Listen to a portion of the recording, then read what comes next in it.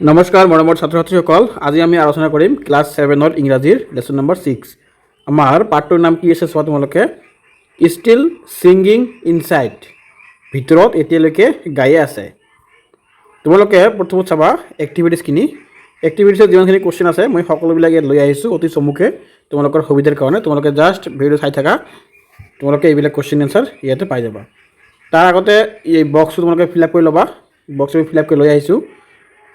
তাৰপিছত তোমালোকে আহা কুৱেশ্যন আনচাৰখিনি। প্ৰথমত চোৱা তোমালোকে 1 নম্বৰ কি দিছে,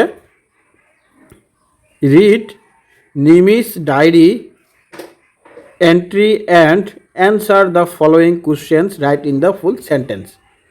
আমাৰ উত্তৰটো চোৱা কি দিছে, 1 নম্বৰ কুৱেশ্যনটো কি হ'ব এতিয়া চোৱা, what caused the fire in Nimi's house. ইয়াৰ এনচাৰটো কি হ'ব, a short circuit caused the fire in Nimi's house. তাৰপিছত আহা বি নম্বৰত, which poem helped Nimi hold on to hope. ইয়াৰ উত্তৰটো চোৱা তোমালোকে কি দিছে, the poem hope is the thing with feathers by Emily Dickinson helped Nimi hold on to hope. তাৰপিছত তোমালোকে আহা চি নম্বৰত, why do the nights feel the হাৰ্ডেষ্ট for Nimi. ইয়াৰ এনচাৰটো চোৱা তোমালোকে, the nights feel the hardest because everything is very quiet and when she close her eyes she see the dramatic sense of the fire happening all over again. তাৰপিছত আহা D নম্বৰটো, maybe that's where I can begin. What does this tell you about Nimi's thoughts or feelings? ইয়াৰ এনচাৰটো চোৱা তোমালোকে কি দিছে, this tells us that despite her immense loss, Nimi is beginning to feel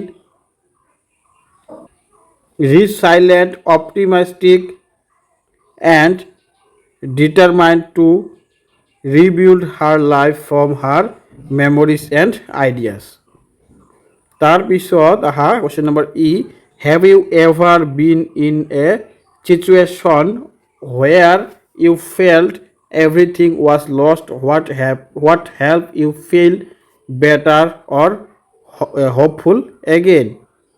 ইয়াৰ এনচাৰটো চোৱা কি দিছে, yes, when I lost my school project right before submission day and felt completely devastated, the encouraging words of my mother and the support of my best friend helped me feel better and give me the energy to start over. তাৰপিছত তোমালোকে আহা question number F কি দিছে, what do you think will happen when Nimi and her mother visit the bank and the school.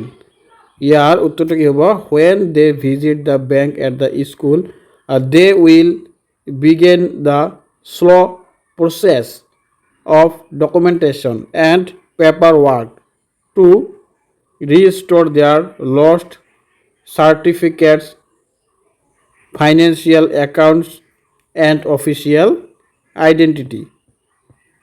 তাৰপিছত তোমালোকে আহা question number 5। Question number 5খিনি ইয়াত যিমানখিনি দিয়া আছে খালী ঠাই তোমালোকে ছেম এনেকৈ লিখি দিবা কিতাপত, তোমালোকৰ ইয়াতে হৈ যাব। আৰু ইয়াত একো কৰিব নালাগে, জাষ্ট তোমালোকে ছেম লিখিবা আৰু মুখস্থ কৰিবা। তাৰপিছত তোমালোকে আহা আৰু এটা ডেছ আছে 7 নম্বৰটো চাবা, 7 নম্বৰ ডেছ দিয়া আছে, এই ডেছখিনি ইয়াৰ পৰা চাই তোমালোকে কিতাপত লিখিবা। আৰু ইয়াৰ পেজ নম্বৰটো আছে আমাৰ 97 নম্বৰ পেজ। তাৰপিছত তোমালোকে আহা 10 নম্বৰৰ আৰু কিছুমান কুৱেশ্যন দিয়া আছে, 6টামান কুৱেশ্যন আছে, সেইকেইটা মই লৈ আহিছোঁ, তোমালোকে চাই থাকিবা। ইয়াত চোৱা 1 নম্বৰ 10 নম্বৰ কি দিছে, answer the following question about Emily Dickinson poem.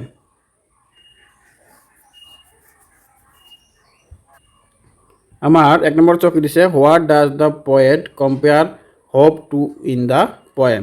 ইয়াত আমাৰ এনচাৰটো কি হ'ব, the poet compare hope to a bird.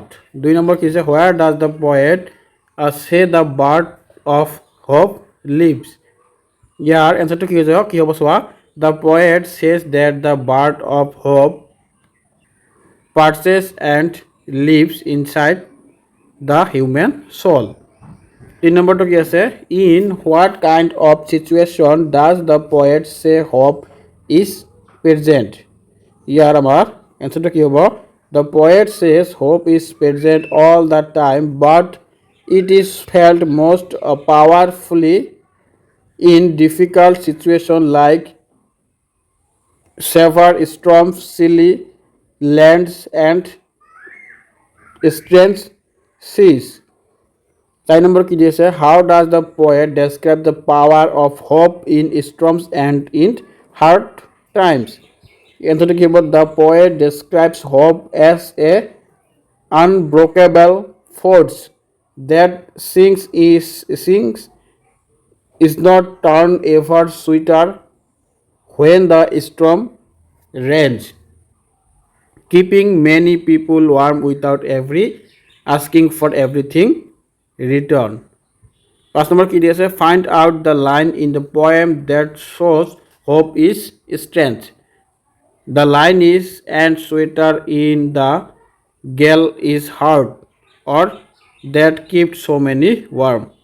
তাৰপিছত হয় 6 নম্বৰ এইটো মোৰ last question has the poet ever lost hope according to the poem ইয়াৰ উত্তৰটো হ'ব no the poem has never lost hope she mentioned it can be found in the strangest sea and never in extremely it asked a crumb of me তাৰপিছত তোমালোকে আহা আৰু question দিয়া আছে ইয়াত খালী ঠাইখিনি 21 নম্বৰত তোমালোকে এই খালী ঠাইখিনি চাই ফিল আপ কৰি দিব প্ৰথমটো হ'ব was R is will be আৰু ইজ তাৰপিছত ইয়াতো আমাৰ পেজ নম্বৰ হ'ব 102 নম্বৰ পেজ ছাত্ৰ ছাত্ৰীসকল মোৰ ভিডিঅ'টো ইয়াতে সামৰি মাৰিলোঁ তোমালোকক যদি ভিডিঅ'টো ভাল লাগিছে চেনেলটো ছাবস্ক্ৰাইব কৰি ৰাখিবা তেনেহ'লে তোমালোকে মোৰ বাকীবিলাক ছাবজেক্টৰ ভিডিঅ' পাই যাবা আৰু তোমালোকৰ এই ক্লাছ 7ৰ তোমালোকৰ ছায়েন্সৰ তাৰপিছত তোমালোকৰ অসমীয়াৰ তাৰপিছত তোমালোকৰ ছ'চিয়েল ছায়েন্সৰ